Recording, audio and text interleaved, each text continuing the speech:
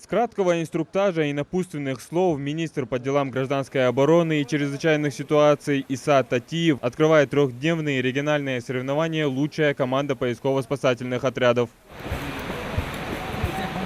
По легенде соревнований, в результате обильных осадков поднялся уровень воды, в результате чего смыло мост в реку, опрокинуло автомобиль с людьми.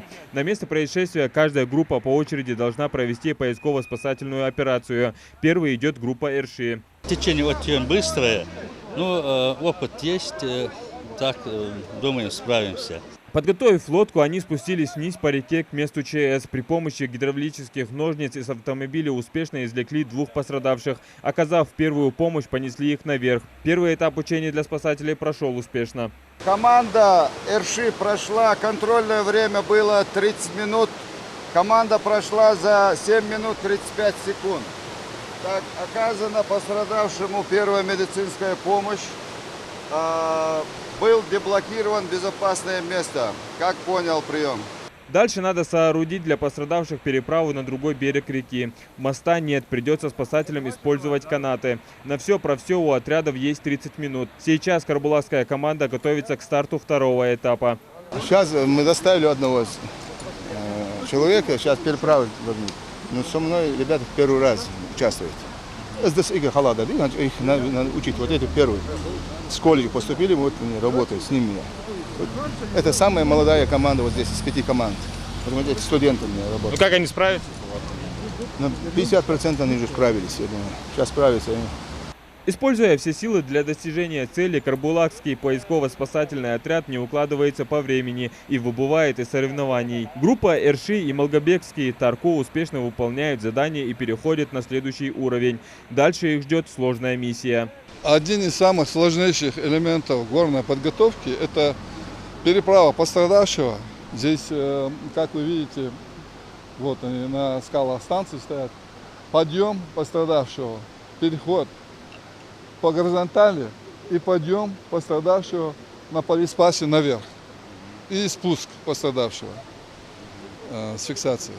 Из самых сложных маршрутов горной подготовки. Сегодня здесь собрались лучшие спасатели региона. Это первое за 15 лет в практике регионального МЧС подобное масштабное мероприятие в горной части Ингушетии. Соревнования должны помочь сотрудникам проверить свои силы и улучшить свой профессионализм. Учение спровоцировал прецедент. Буквально в начале лета в реку Асу упал ВАЗ-21099, за рулем которого был нетрезвый водитель. Есть частичное разрушение ограждения моста. Улетела машина. Не вписалась в поворот, улетела туда, в пропасть, скажем так. Хотя она небольшая, но она все равно в пропасть. На пульт управления оперативно-дежурного спасательной службы, спасательного отряда поступило сообщение, что произошло ДТП. Немедленно выехала сюда оперативная группа спасателей, дежурная смена, в составе дежурной смены. Приехали, оказали помощь. Слава богу, погибших нет. Пострадавшие оказали помощь и передали карете скорой помощи. Тогда поисково-спасательному отряду людей удалось спасти. Эти соревнования демонстрируют не только возможности наших ребят. Несмотря на все сложности, участники состязаний достойно борются за победу, отрабатывая при этом свои навыки. Конечно, не все гладко проходит, потому что такие мероприятия не проводились, я думаю, лет 10-12 они не проводились. И сегодня мы для этого и проводим эти соревнования. Конечно, у себя в классах у нас теоретически спасатели занимаются, проводят занятия, там отрабатывают некоторые мероприятия. И на выездах, которые у нас и бывают, людей вытаскиваем там с лифтов, с квартир, там затапливает, и пожары были, и аварии ежедневные, которые происходят на дорогах. Вот эти те навыки, которые есть, где вот кто чаще выезжает, где-то у кого-то лучше получается, где-то у кого-то хуже, но тем не менее мы для этого сегодня отрабатываем эти вещи, чтобы на практике было намного легче ребятам и оказать быстрее ту помощь, которую необходимо оказывать пострадавшим людям.